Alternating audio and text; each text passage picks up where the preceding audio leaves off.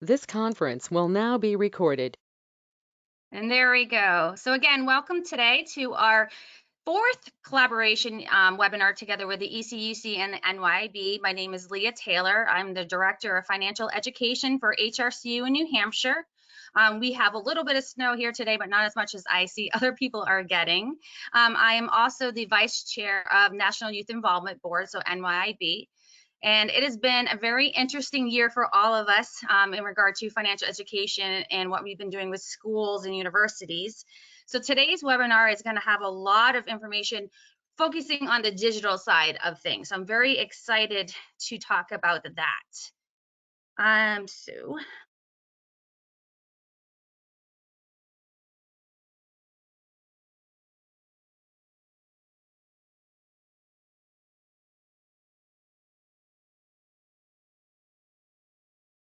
Leah, we see your screen, but we're not hearing your microphone. Are you okay on your end? Look at that, I muted myself. I don't know how that happened. All right, sorry about that. Oop. All right, housekeeping. Now, can you hear me, Keith? Yes. Okay, great. So again, sorry about that. Housekeeping, webinar is being recorded and will be emailed out to all the attendees. If you have a question during a session, please put it in the chat box. We have people watching the chat box. And at the end of the person's speaking time, we will then answer questions. And then, like I said, we will be emailing out the recording and the attendee list if you opted in to have your information shared. All right, so on the topics.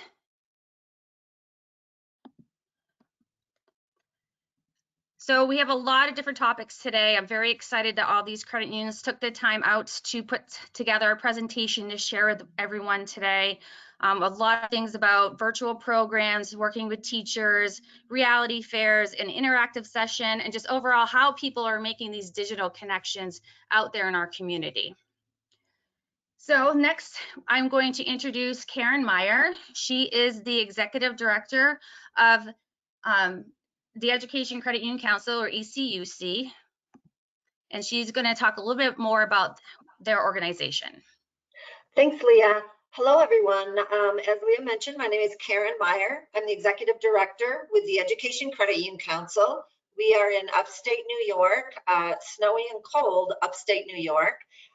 We have, for those that do not know much about ECUC or are not members, we have about 325 individual members that represent 100 or so credit unions and about 60 billion in assets for members. So some very large credit unions, small credit unions, coast to coast.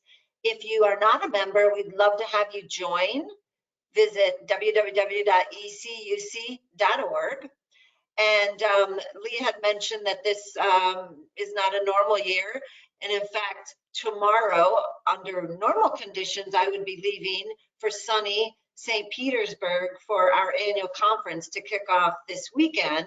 However, as you know, most of you, we canceled that live event, but hope to possibly have a smaller live event later in the year. So we'll keep you posted on that.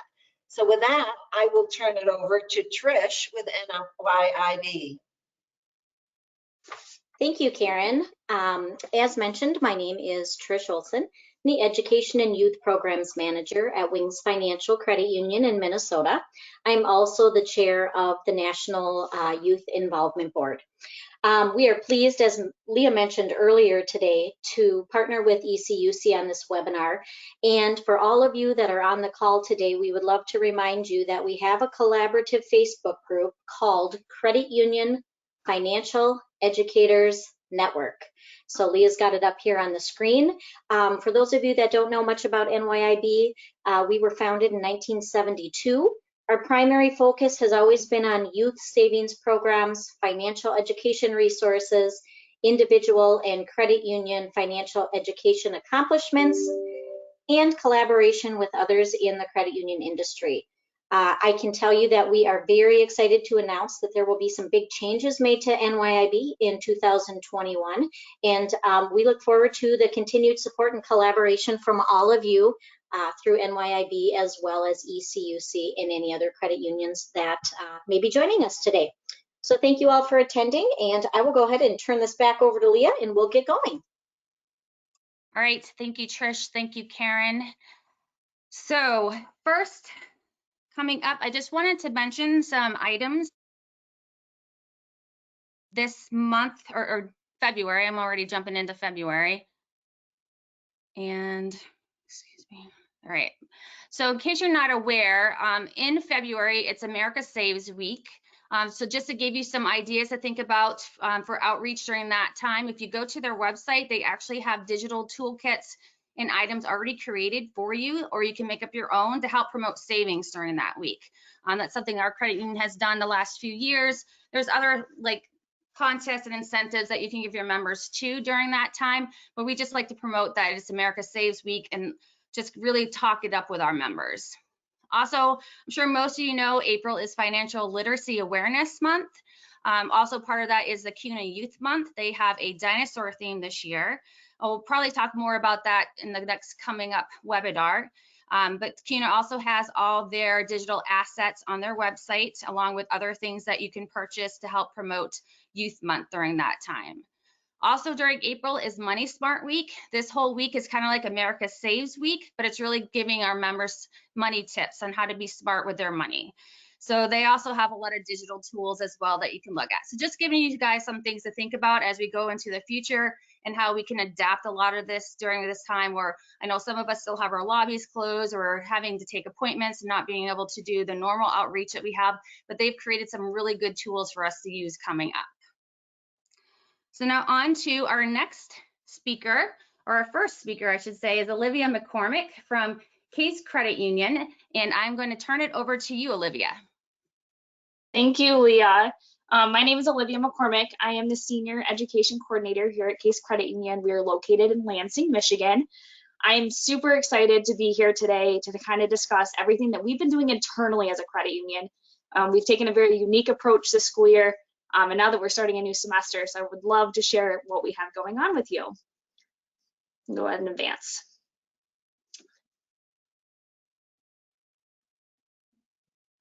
So what is the Ultimate Learning Portal? So back in July of 2020, my coworker and I, we were starting to work on different ways that we could help our engagement throughout the credit union, bring people's spirits up. And we had just gotten a notification that our classes and our schools would be held virtually in the fall. And that put a really big, burden on things, and especially our parents at the credit union. So my coworker just came to me and said, you know what, we have to do something for our employees. And, back and forth conversation kind of spiraled into a very unique internal program that we launched called Case's Ultimate Learning Portal. It's an internal program at the credit union held virtually for employees' children, pre-K through 12th grade. And new in 2021, we just actually extended it to extended family members who can also join us now, which is we've seen an increase in involvement, which is great. We offer financial literacy lessons as well as one-on-one schoolwork check-ins. If they're having trouble, with math homework, they just need that extra 15 minutes of, I need somebody to sit with me to make sure I'm doing this correctly. We're here to help them. We want to give that burden off of the parents and for them to know that we are here as employees and as coworkers. We want to help their families. We can advance. So this was launched in the fall of 2020. Right now, or in the fall of 2020, we had pre-K through 9th grade that were currently enrolled. We broke it down into 3 sections. Each section was 3 weeks long, and each student is given a bag containing items needed for activities, folders with worksheets, and case swag before the semester started. We are currently at a 19% increase for 2021 enrollment, which is awesome. We learned a lot last semester, and we just actually launched second semester this week, and it's going so well. We've made some changes. We did less worksheets. We're doing more virtual games. I'm going to share with you a couple of those ideas. So you can maybe pass those along. These can be done, whether it's, virtually internally or virtually with any of your classrooms that you may have out there. We can advance. So what is covered during the 9 weeks? We like to call these the financial core concepts. The importance of saving, spending wisely, needs versus wants, decision making. So all these sessions are going to have hands-on activities, team building exercises, or an online game. What this means is that we provide them with all the necessary supplies. We give them the pencils, the crayons, the glue sticks. Any craft activities is included in that bag that they get before the portal starts. We give them all the links for some of the games that we're going to play. But this way they have all of their stuff in one spot, ready to go, that's going to last them for that 9 weeks. And we talk about these 4 topics in multiple variations. You can advance. So this is a very unique activity that we do. It's called the Lego Week competition. As you can see here, this was held with our 4th and our 5th graders. They each got a bag of Legos, and they had 40 minutes to use that bag of Legos. And we drew names, or colors, and spun a wheel to determine the price of each color that they used. They could use all of the Legos that they wanted to. Not the most expensive creation won. Actually, our winner here was Journey at $25. So she was super excited about her tower that she had created. But this is one of the unique ways to keep the kids engaged and still get the math in at the same time. So they really enjoyed this activity, and it's an activity we will continue to use in the future. We can advance. So some games to share. One of the unique things about stuff that we do at Case Credit Union is a majority of the material is created internally. However, we do use some outside resources. So if you were to log on to playfactile.com, there is a free version, but this allows you to get and create your own Jeopardy for up to 100 players. I think the paid version is 150. And you can customize it however you want. You can add videos if you do the paid version. There's memory on there, there's flashcards. I highly recommend it. It's definitely worth that yearly annual cost if that is something you're interested in. We also do coin wall swatter. So this is kind of a unique way. We provide each student with a large picture of each coin. We have their parents tape them on the wall. And then we ask various questions that's going to lead them to go touch a coin on the wall. This is a hands-on activity that gets them up out of their chair and moving.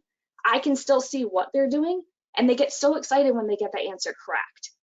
And then we also have designing your own debit card for 4th through 6th grade. It's a craft activity. I give them all the supplies, and then they have their glue sticks, their crayons, everything they want to do when it comes to designing that card when we get to that week's activity. And then also I found on Pinterest, which we all love, is coin investigation. We provide them with one of each coin, and we ask them, okay, what do you notice about this coin? What do the edges look like? What color is it? How is the size? They can write, they can trace, they can color. It's a very simple activity, but it gets them, again, hands-on learning about coins, which is awesome. I think that is about it for me. Do we have any questions? And that link on there is going to be towards our YouTube video that we submitted that kind of covers everything about the Learning Portal. It's about a 3-minute video if you guys are interested in watching it. Yes, Olivia, I will send that out with my email after when the recording's ready. I have a couple other videos that people have asked me to send out, so I'll definitely email that out to everyone.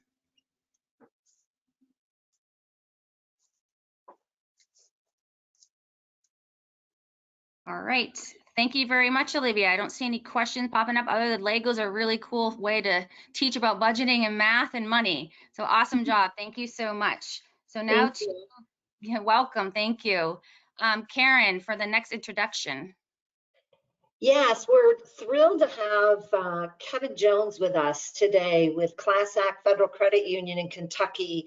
They've launched a new program, and he is gracious enough to share some of the details, and he will also preface it by saying it is brand new, but it's really very comprehensive. So at this point, Kevin, if you're with us, I'll let you jump in and tell us all about it. Yeah, sure. Thanks, Karen. This is Kevin Johns. I'm here in Louisville, Kentucky. I'm kind of the new guy here, so I'm still learning how to pronounce Louisville, but we are expecting snow here any minute. So the Heroes of Education program really started from one of our strategy sessions with our board. What I found joining Class Act a few years ago was how involved they are, how deep they are with the education community here. All of the board members are prior educators. They're very well involved with the Jefferson County School District here. And they really have created this kind of unique sales culture or unique service culture. And They are also just dedicated to supporting all of our schools around here. Some of the challenges that we face is a lot of the challenges I'm sure many of the credit unions like yourselves face, and that is, looking at ways that we can increase product penetration, wallet share within our community, product penetration with each one of our members. Class Act is really dedicated to financial literacy, and so we have the Bonsai program that we use, and we created a kind of a financial curriculum, kind of a financial 101 curriculum that's now online, comprehensive, but trying to get those in the hands of the right people has always been somewhat of a challenge. We do have a great marketing department, but again, a lot of our initiatives are fairly short-term and kind of product and rate driven.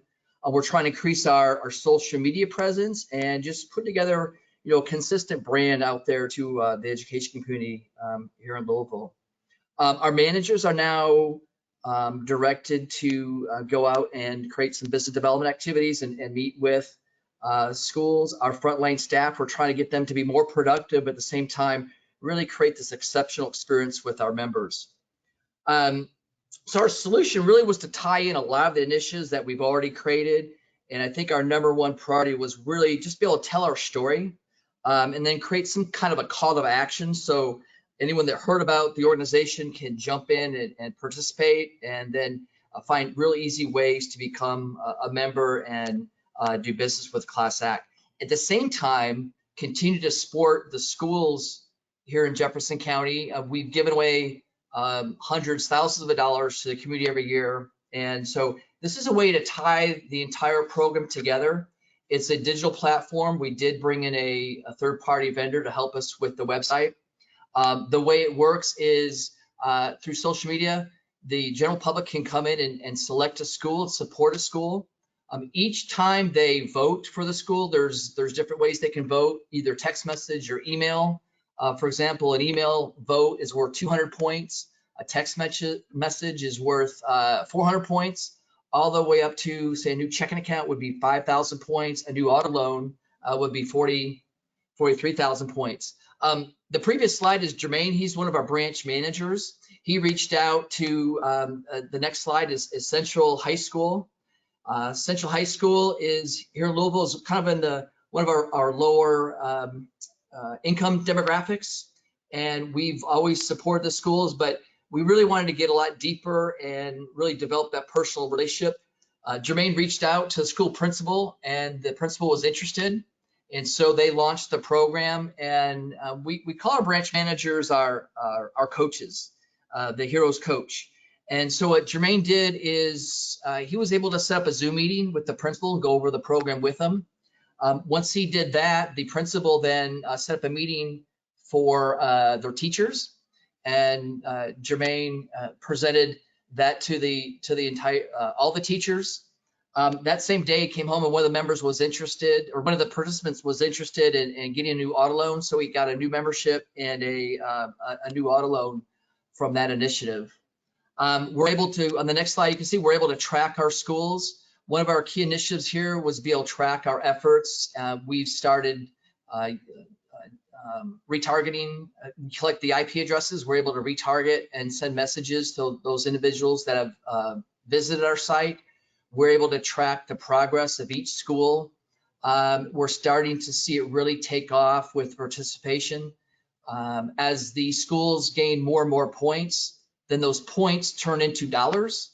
And the next slide, you can see one of our other branch managers, Mercedes here, was able to hand out another school, one of her schools, Jefferson Town High School, was able to present a check. So this allows us a way to get really close or tie deep into the activities of the school, find out what their needs are.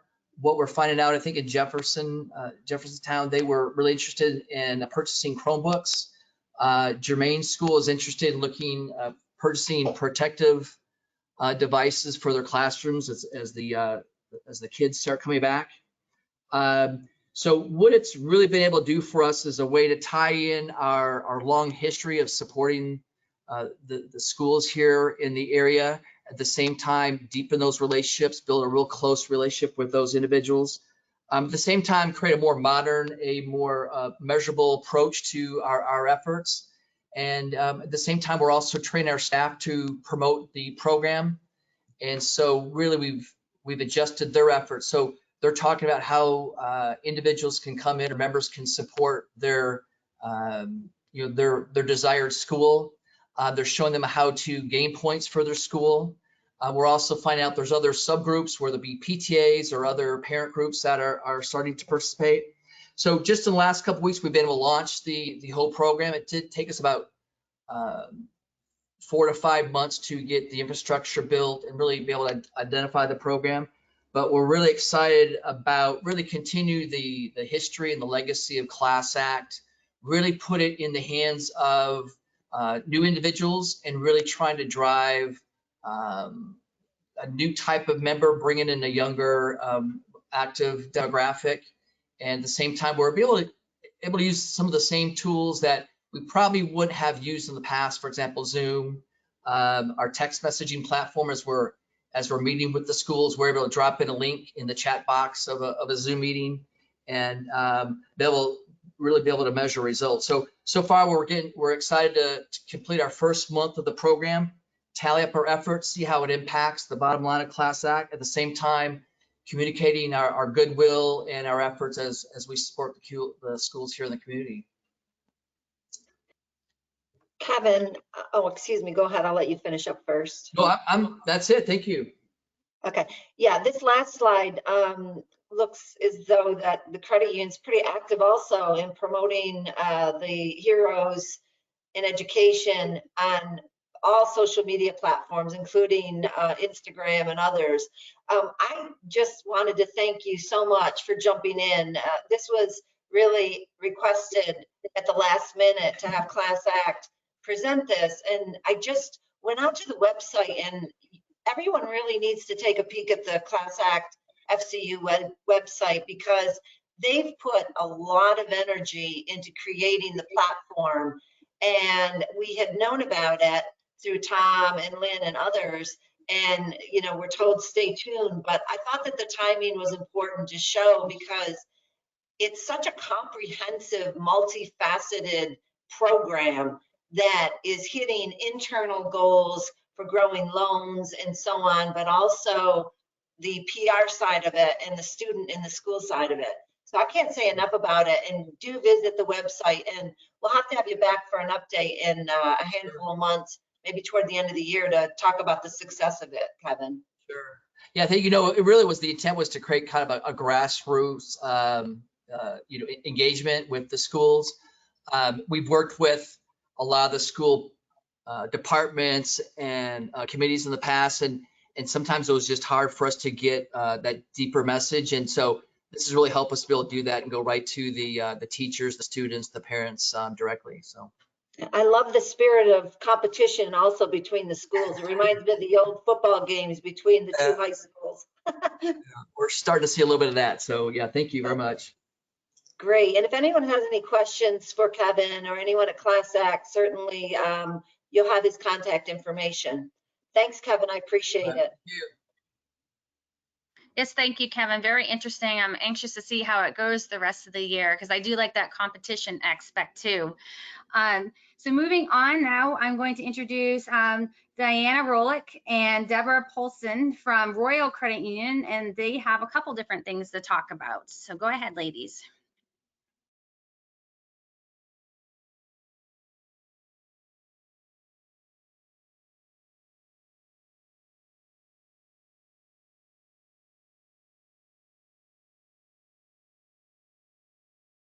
I'll make sure that they can unmute their microphones if they need to. Yes, I was going to ask that. Mm-hmm.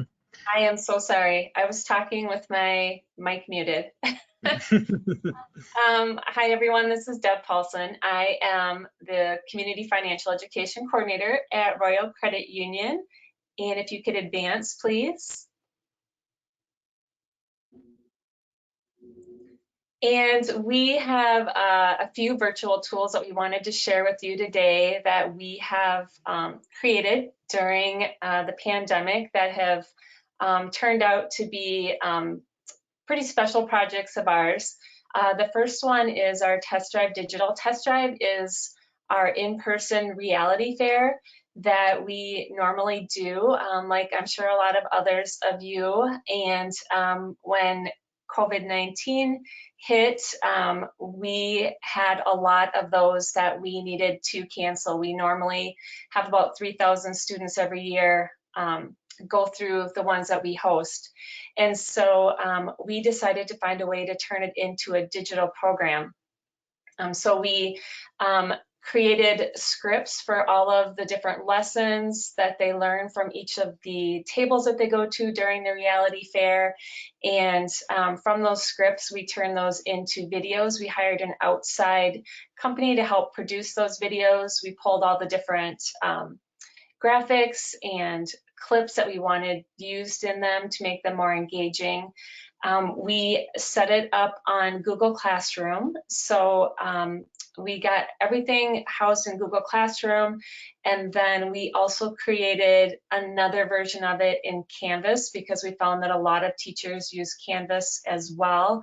And then we also have an alternate delivery method that we use for schools that don't have the ability to use Google or Canvas, where we have links to all the videos and all the tools that they need included in PDF format. And these are lessons that can be taught either synchronously or asynchronously with their students. Advance, please.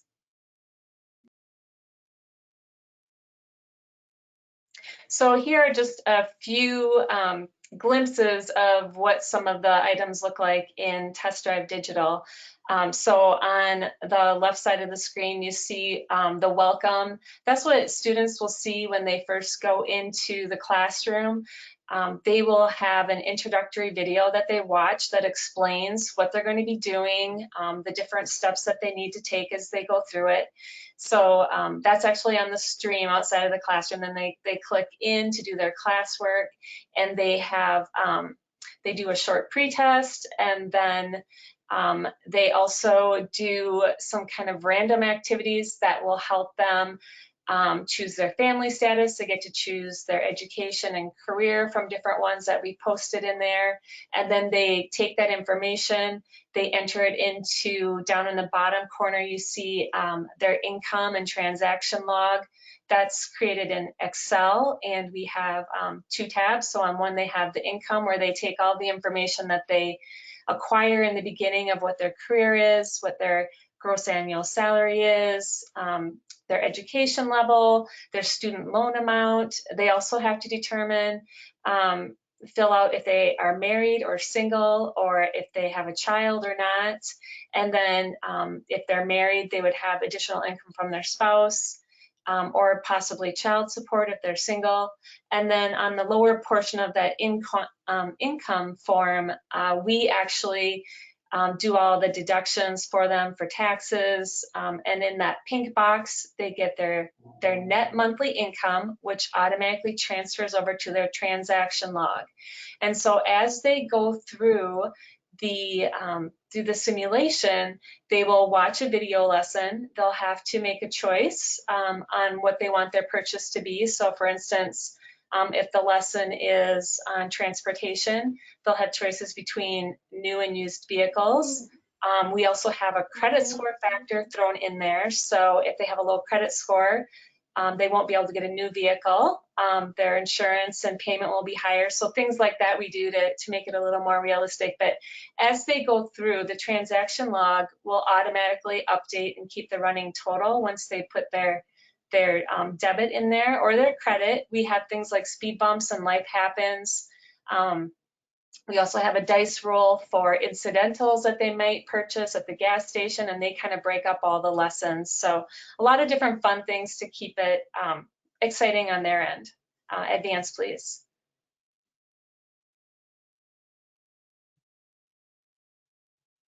And then at the end, we end with a post test. So they turn in, their assignment to turn in is their income and transaction log to their teacher.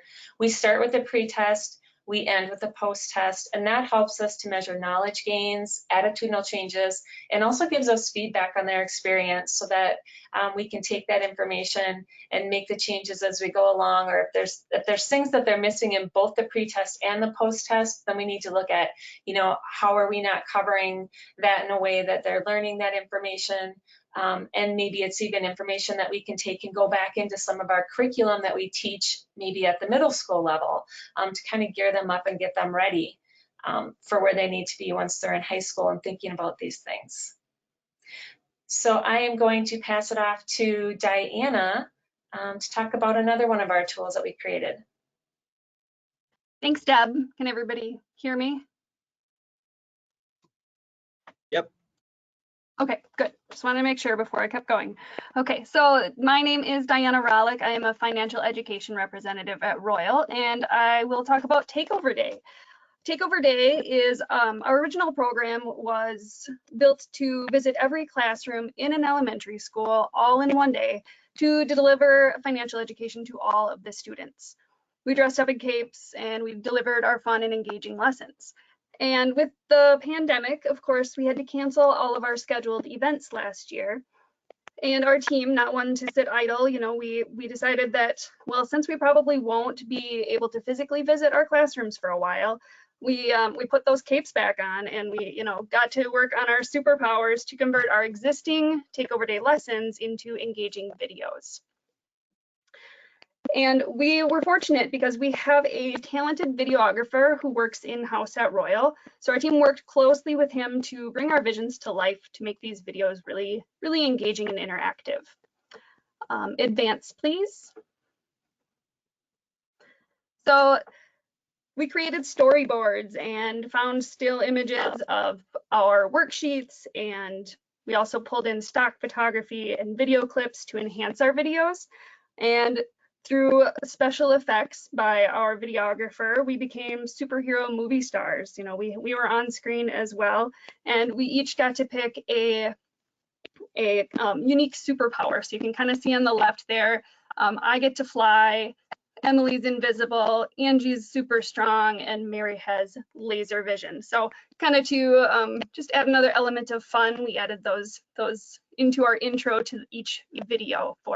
So we have one video for each grade level, K through 5. And along with the video, we have lesson materials. So the way that it works is that we can send the links to our teachers in schools and also drop off all of the lesson materials that they'll need to complete the lessons, so that they'll have their worksheets, they'll have their take-home extension opportunities, parent communication, and then each student also gets a gift to feel like a superhero as well.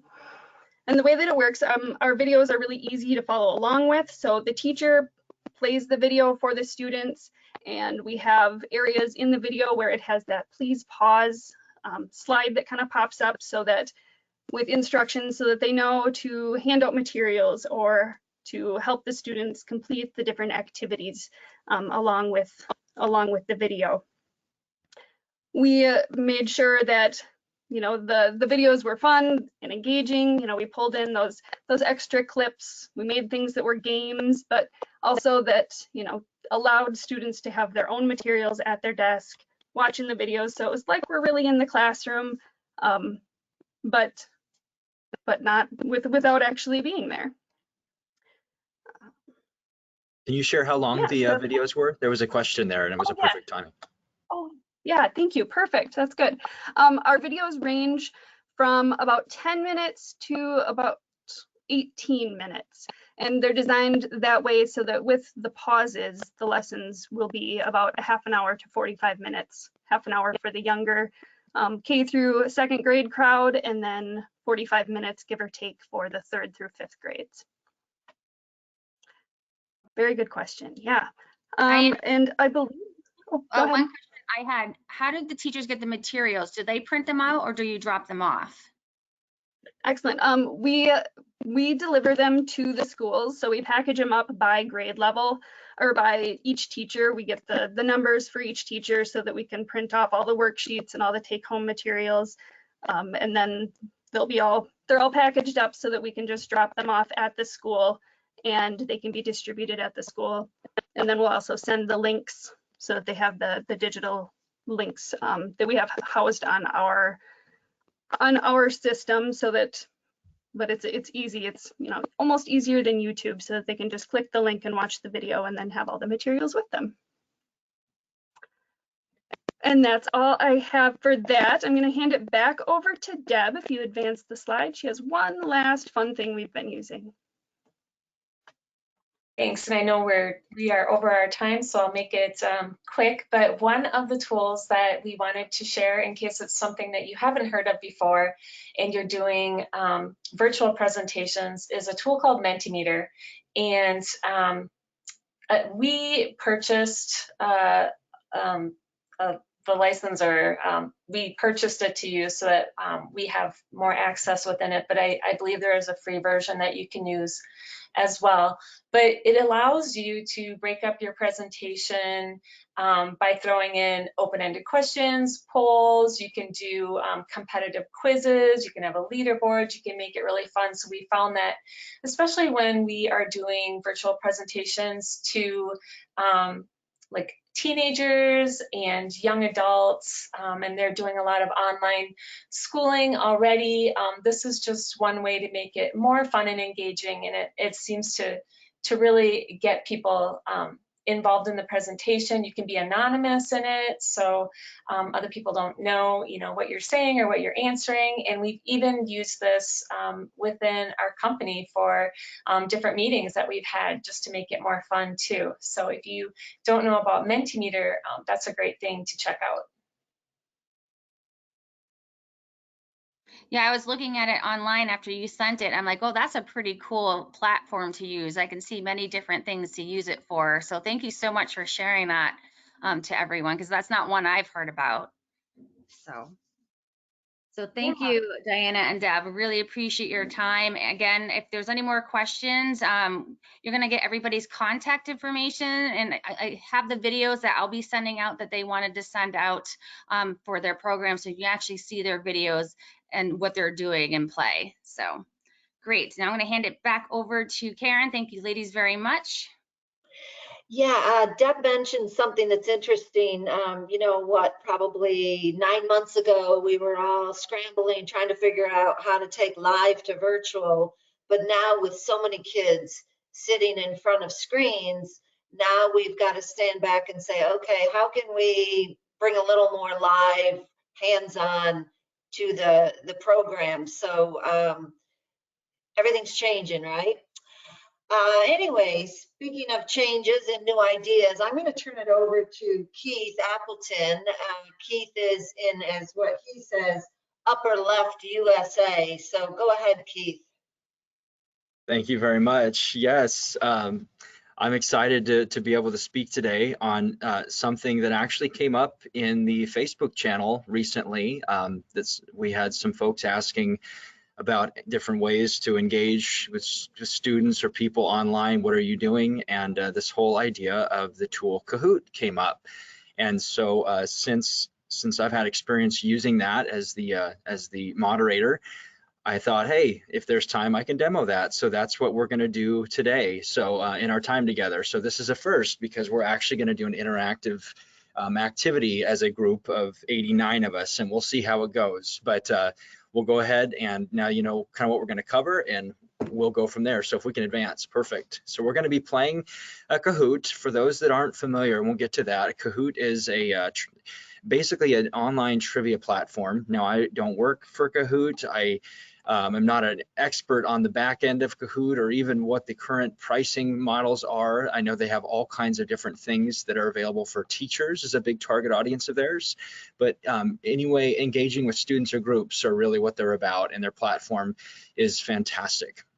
So different ways that you can be using this: financial education, of course, virtual team building. I've been brought in to run these for teams of 80 now internally at my own credit union, different staff meetings, and even we have a large company-wide, end of the year party using Kahoot with massive amounts of engagement that we're trying to capture for prizes and for interaction, etc.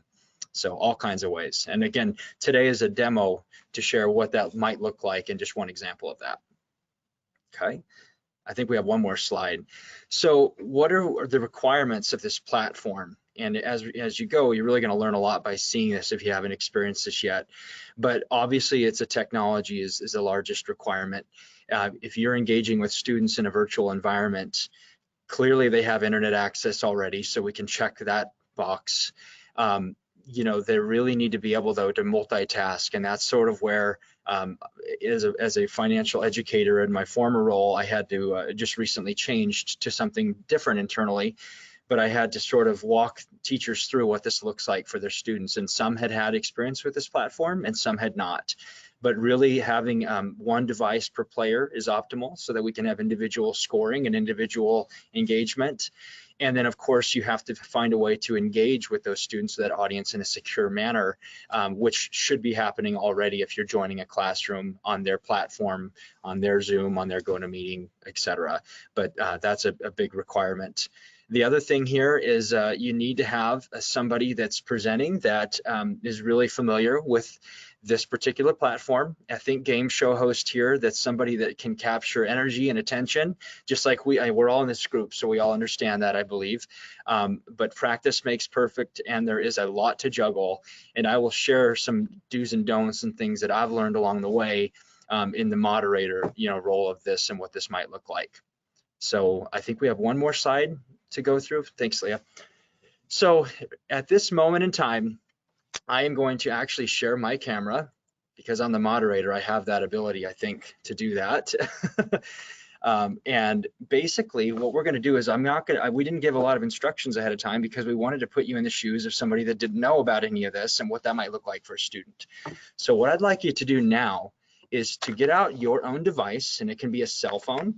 It can also be another browser window of a Google Chrome or something of that nature. And please go to kahoot.it, not to kahoot.com, that's the website. Kahoot.it is what we're looking for. Okay, I'm gonna make sure my screen, good, you can see me, perfect. We will not be leaving this virtual session together.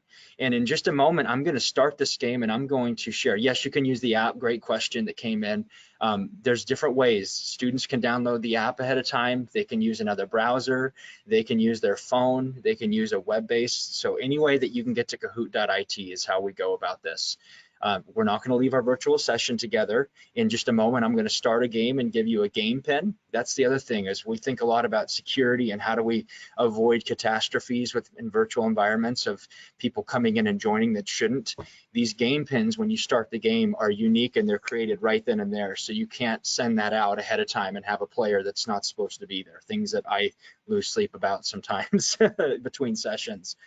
And then in a moment when you enter your name as a player, one thing that we tend to do is with our teachers and with our folks, even internally in a non-education format, is say, hey, we want to know who you are so that we can award a prize at the end. So don't put Trivia King 98 or Trivia King 72.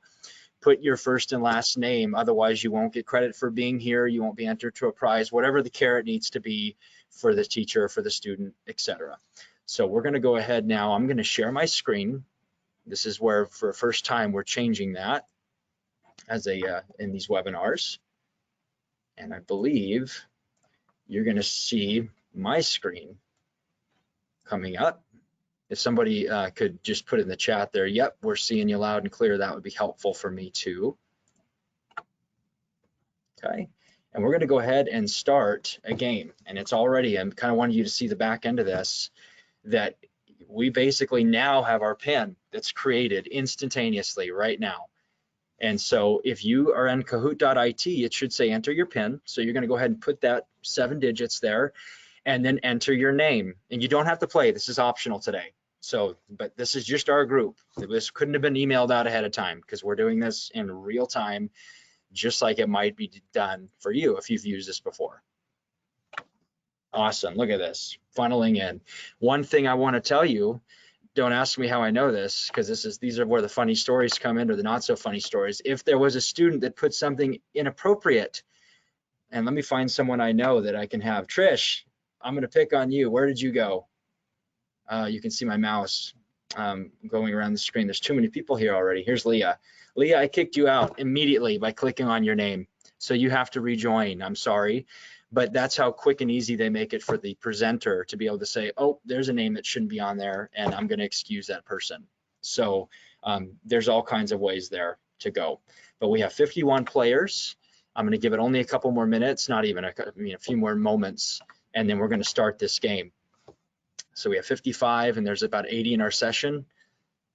Okay, and I'm going to start. And if somebody on the on the steering committee of this webinar could please write down that game pin, that 7 digits, and put that in the chat box, that would be fantastic as well, so that we have reference to that. Let's go ahead and get started. There's 56 of us. We're going to play a fast version of Kahoot so you can see what this is all about. So keep your devices handy and let's get started. You don't even know what we're doing a quiz about. Let's find out. TV, movies, and cars is what we're talking about today. So get ready. Here comes the first question. You're answering on your device. What speed does the DeLorean in Back to the Future need to achieve in order to time travel is our first question. And you will be using your device to coincide with the answer that you think is right. Speed counts. Correct answers are great. Fast correct answers give you more points. A missed answer gets you no points. And what's beautiful, I'll explain. So these are 20 seconds to answer. So you can keep a pace. If somebody doesn't get on board, then that's the way it goes. So it looks like 88 was the right answer. Most of you did that. And you can see that you get instant results here. You can upload your own pictures if you want. So if there's some kind of a graph or something you want to put for the question, you can customize it. And then you can see instant results of our leaderboard. So let's see who answered that one fast. Tom, you're in front, and you can see this leaderboard of 5. So that's the first question. Let's keep breezing through because I want to be sensitive to time. And I'll be teaching about the tool as we go. What group of ragtag vigilantes drove this van? 4 options. You'll notice you can see the timer. This is all customizable. You can set these for 15 seconds, 45 seconds, 10 seconds, and you can see, and if you need to skip ahead, you can do that. You get great control as moderator here. We have all the answers in, and the correct answer, the A team, most of you had that. You can go back and see that graphic as well if you need to. But the other beautiful thing here is you get that instant results, who's in front, who's behind, etc. So let's go to the next question here, and because this is fun. David Hasselhoff drove a modified Trans Am in the Knight Rider named Kit. What does Kit stand for?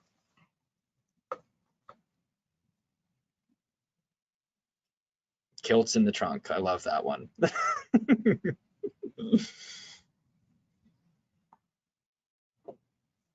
And again, 20 seconds is what it's set. Every question can have different points as well, different, different weights. So Knight Industries 2000, correct. You can go back, see the picture, move on and advance. So let's see our leaderboard. Again, real time, playing for bragging rights, love it. Colleen jumped ahead, so this is fantastic. And then we've got, even that it puts little notes about who's got the highest streak. You'll notice you may have missed a name that came in that was inappropriate or that was not something you want to see on your screen. I could actually put Jose and cancel him off if this was something I didn't even see, but now it shows up on a little alert. It's amazing, including here, how that works. So they really embed it for things that you want to take control of as a moderator. Question 4. Dick Van Dyke drove this car in which musical?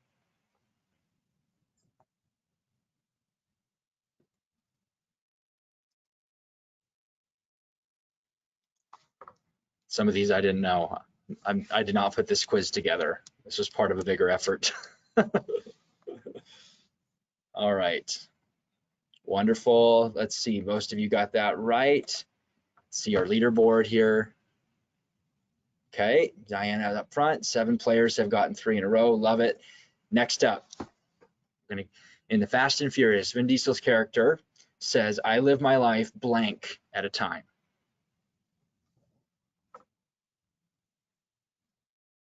I want to point out we have a paid for version of this platform. So for me to put this together, because I helped put the questions in, you can actually search, and it searches a library of Getty images So I did not have to even go out and search for any of the images that you see here. Almost all of them were embedded. So it saved a ton of time. Quarter mile, correct answer. Wonderful. Let's see what we got here. Okay, Colleen jumping up front. Wonderful. We're seeing a lot of people with a lot of points. Love it. Okay, question 6. What nickname was given to the van driven by Scooby and the gang?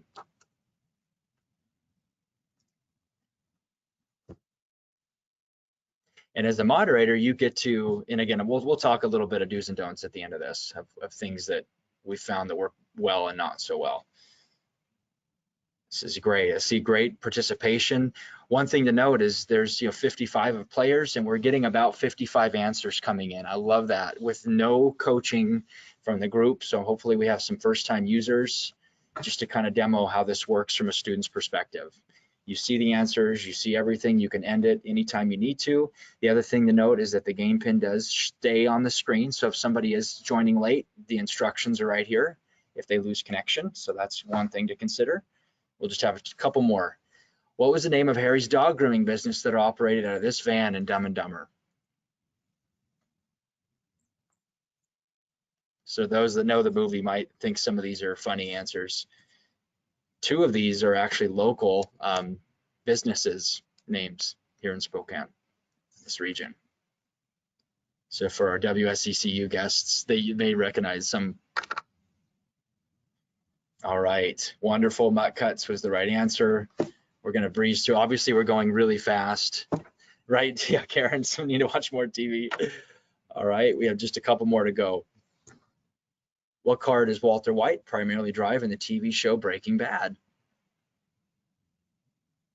And again, super easy to find these images if you have the paid for version. If not, you can upload anything that you want.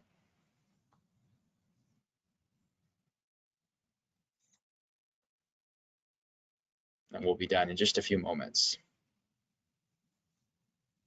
Okay, excellent. That was the Aztec. Tony's up front now, wonderful. I feel like we should have a prize. What family drove the vehicle below in multiple feature films? I love it. You guys are going fast. This is as rapid as we would ever could do this. And I'll tell you a little bit about the flow and then we'll go from here. But this is great. Almost there. Most people are going to have this one. And look, well, I could have hit next and it would have got us right there. The Griswolds, yep. Here, where are we at? The leaderboard is changing. Melanie's on fire. 9. It gotten all of them right. It's just speed, or maybe almost all of them right. And the last question here, what brand of luxury sports cars destroyed in the movie Ferris Bueller's Day Off? This will be the last one.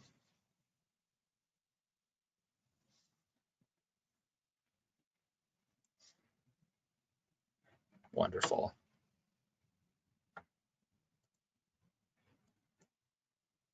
Perfect. Ferrari, right answer. When you get to the end, you're going to see the podium come up. The kids have tended to love this because they get to see their name and how many they got right. And it goes through this and you can award it. So I'm going to go ahead now and I'm going to stop sharing my screen and I'm going to let Leah share her screen. It looks like we have Tony, Cindy, and Melanie. So well done. And then we even have runners up. And I'm going to share with you just a few other things about it. And then we'll let folks ask questions or move to our last presenters too as well. So let me go ahead and stop a share. If I can figure that out. So good job. Of course, it always, when you do this, it always changes your, let's see, screen share. Stop, perfect. And Leah, I hope you have access to share your screen and go back to the slides if possible. No, I think you need to make me presenter again. Okay, wonderful. I'm gonna go find you on the list. Alphabetical order. Perfect, you should have that control now as well. So as she grabs that slide, I just want to mention that the thing that I mentioned about the juggling different tasks is you can go ahead and have this and have a question that presents a topic, and then pause the game and then talk for a few minutes about what that means. So you might do a trivia question and sit there, and it might be something about a credit card or setting up a budget or how often people save money and how, what percentage don't.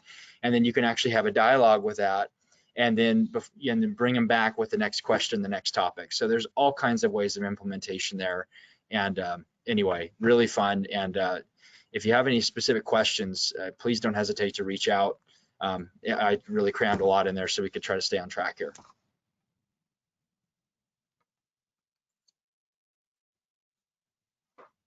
All right, so we're ready to move on. Is that right? Yes, go ahead, Trish. Okay, sounds good. I would like to introduce Josh Bergman and Brian Dewar from the Community Relations area with Washington State Employees Credit Union. WSECU is over $3 billion in assets and serves those that live, work, or worship in the state of Washington. Welcome, and thank you for your time today, guys.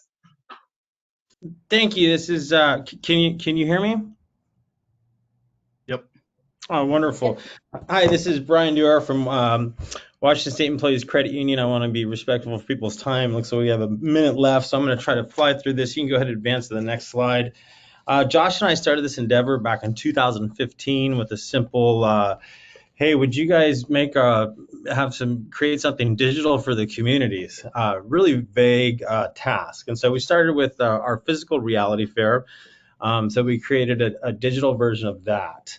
With the goal of having 3 to 5 teachers use that, because quite simply, we were just kind of sick of saying no to some of our favorite teachers. We're a statewide credit union. There's only 6 of us that do this, and it was a supply and demand. We were getting asked to do more reality fairs than we could do. So I'll just kind of get to the important stuff. We did develop, we started with a mobile first mentality. This can be used as a teacher, as an educator, or just you can use the tool on its own. And my minute is up, so I want to go ahead and you can go to the next slide. Josh, you can talk about it. Last year in 2020, I do want to leave you with this. We had just under 9,000 unique visitors go through this our digital reality fair just over 22,000 times with over 100,000 page views. So Josh, you guys are good. You guys are good to speak for a few more minutes. Don't worry about it if we go over a couple minutes. So don't stress. Oh, okay. We usually do go over, so no problem at all. Okay, all right. Well, we do pre and post assessments, and the digital reality fair has evolved into more digital engagements, and I'll let Josh talk more about that. You can go ahead and go to the next slide, and Josh. Stay on that slide. Oh, okay. Sorry. So the first slide that we were just showing is the first page that you go on if you go to the digital reality fair. This is where they put in their name, their student ID number, their age. We tell people that they need to be over 13 because of COPA stuff. It just makes it a lot easier. But we know that we've had students that have been younger than that go through it. Zip code, and the reason why we do this is so we can track people. We can do reporting for any student that's gone through, and if they go through multiple times, we can show if they've improved, if they haven't improved, what decisions they're making. A big part of this for us was we were starting to get reality fair requests from all over the state and then all over the country. I got asked several times to go to like Las Vegas and Maine and all over the place to do reality fairs, and I was all about it, but they didn't approve me to travel like that. So we came up with this digital version, and it's been through so many different versions from the very beginning, and it's all been driven by feedback from the students, and which we have found so much value in. And the students they're so blunt and they're so honest, and Brian and I, one of our favorite things is to read through feedback, because you will get true feedback from these students, and some of it's pretty funny. So it's changed so much. I think we're in like version 15 since we've started, but we have been able, through this digital platform, been able to reach so many students through this. So you can go to the next slide.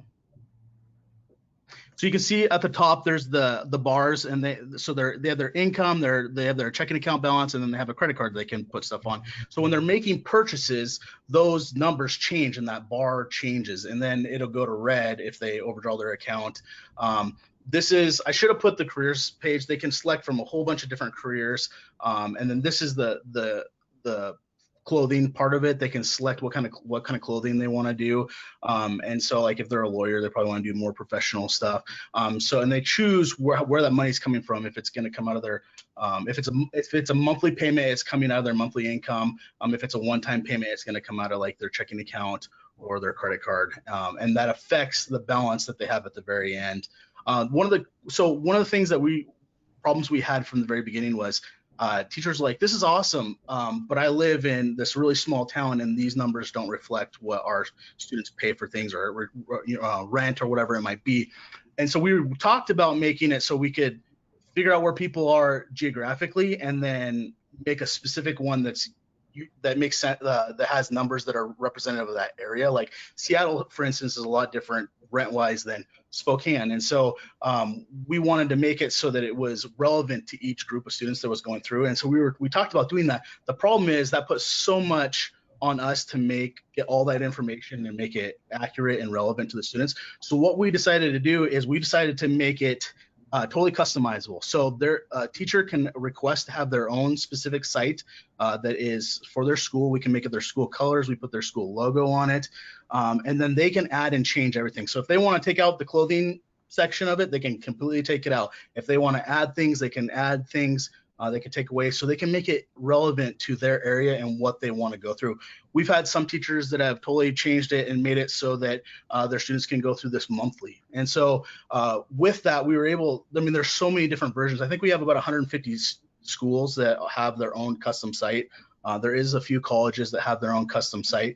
And one of the cool things, if you do your own custom site, is you can set up automatic reporting where it automatically sends out a report. So if you want to report every week of your students that have gone through it, you can do that every month, every quarter, whatever it might be. The teacher set up how often they want to get reports.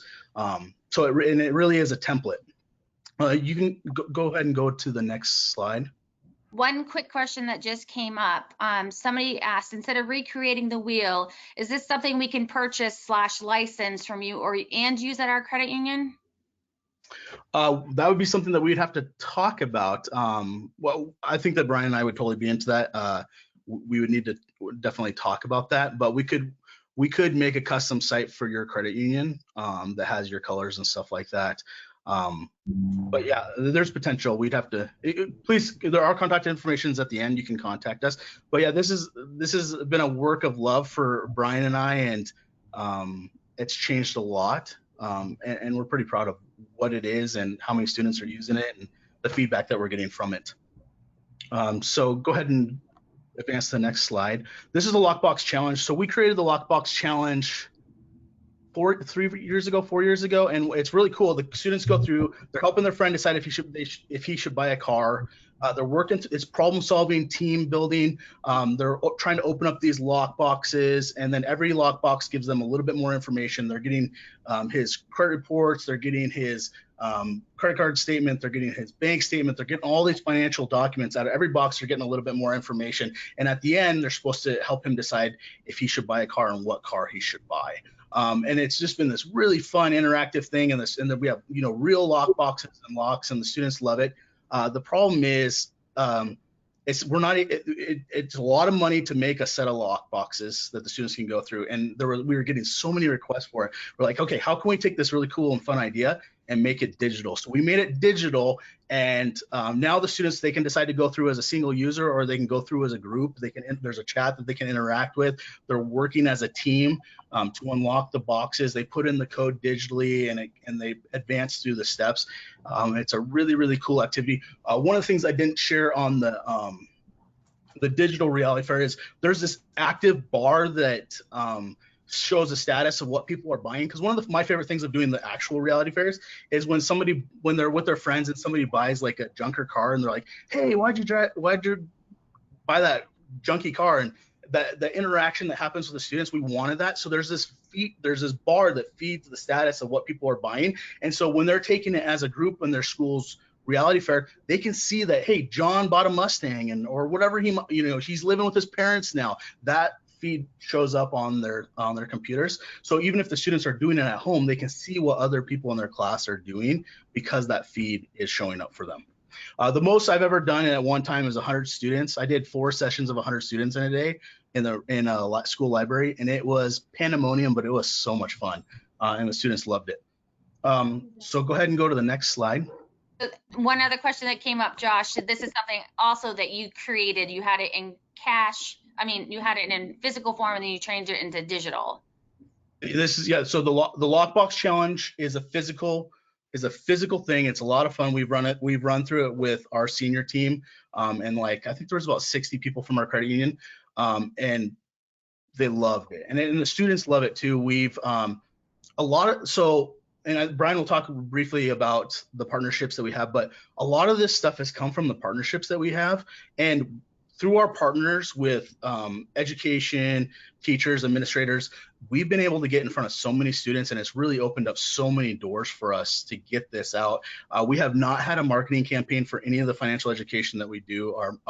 There's probably people in our marketing department that don't even know that we do this. But it's just grown organically through word of mouth and through the partnerships that we've developed. And so it's pretty incredible, and it's continuing to change.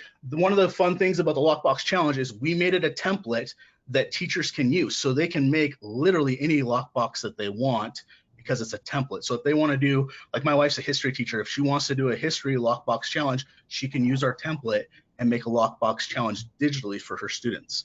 So we have talked about, we haven't done it yet, but we talked about doing like a campaign of letting the teachers make up their own lock boxes, like and a competition, and we give prizes out. And then the idea is whoever makes lock boxes or whatever their own specific unique challenge, we get to share that with other people. So the idea is if you use our tool, you create it, then other teachers can use it as well for free. So that's the hope and the goal, and I think that it can be really cool, and I'm excited to see what other teachers create.